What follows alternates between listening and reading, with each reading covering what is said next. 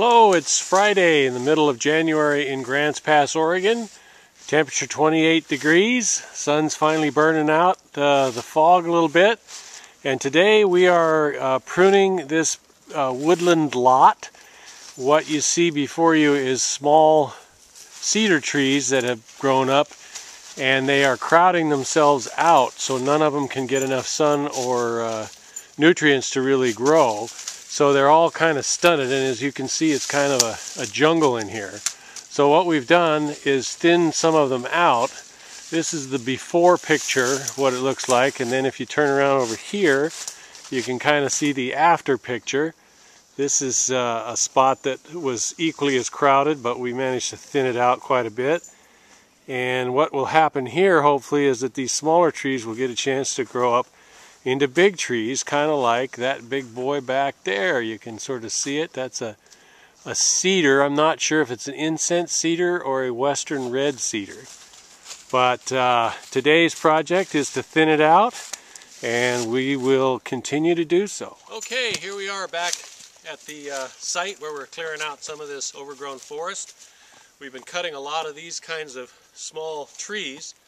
Believe it or not, these guys are quite old. They don't look like much, but because they've been stuck in a covered condition without access to nutrients or sunlight, they grow very, very slowly. And this is our chipper right here. This is what we do to chip up the material. Sometimes we'll burn it, but the better course of action, if you can, is to chip up the wood and then take the chips, which in this case is kind of this big pile of green stuff here. This stuff is really good for the forest. If you look at it, it's almost like a powder or a dust. This is all the chipped up parts, and this will become biodegradable and then get spread out on the forest floor, and it makes a kind of a mulch, so it really encourages the soil conditions to be very fertile. Then we take these and shove them down in the chipper.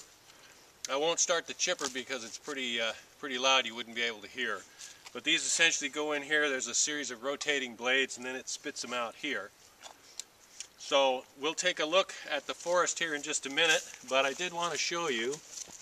Here is some of the stalks on the, I don't know if you can get a close-up on this, but these are some of the trunks on these small trees.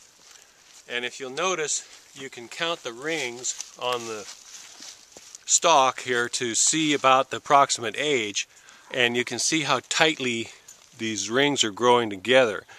That's a symbol of growing under fairly adverse conditions, so that the tree is really not getting a full chance to grow. So that's the whole object of what we're trying to do here, is create some space, get some air and some light into these young trees, and then they'll be able to reforest quite quickly.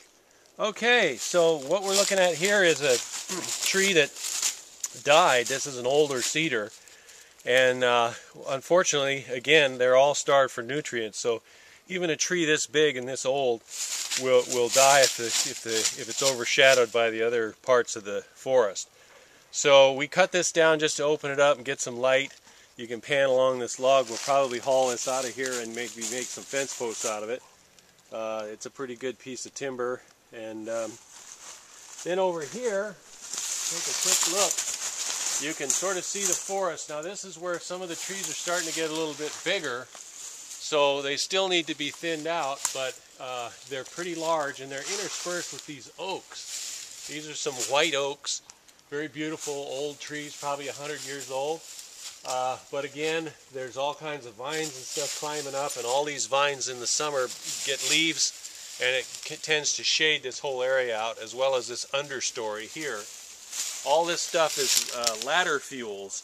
If there were to be a fire, there's so much debris on the forest floor, and things are so tightly packed, that you would have a catastrophic wildfire as opposed to clearing it out and letting the fire kind of burn the under canopy but save the top of the tree. Another thing to look at is, if you can see these trees here, this is one that we just cut.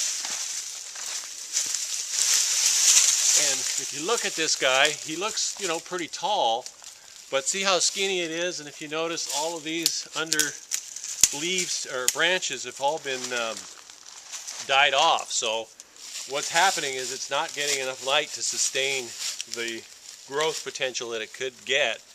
And what the tree does in response to that is it just stops feeding the lower branches. You still have some green tops, and these guys are all trying to reach for the light. So what happens is you have the whole forest is very narrow, skinny, all trying to get up to the light as opposed to a full forest. So all of this stuff will get cut out. We'll haul it and ship it as best we can. And that's it for the forest report. Bye.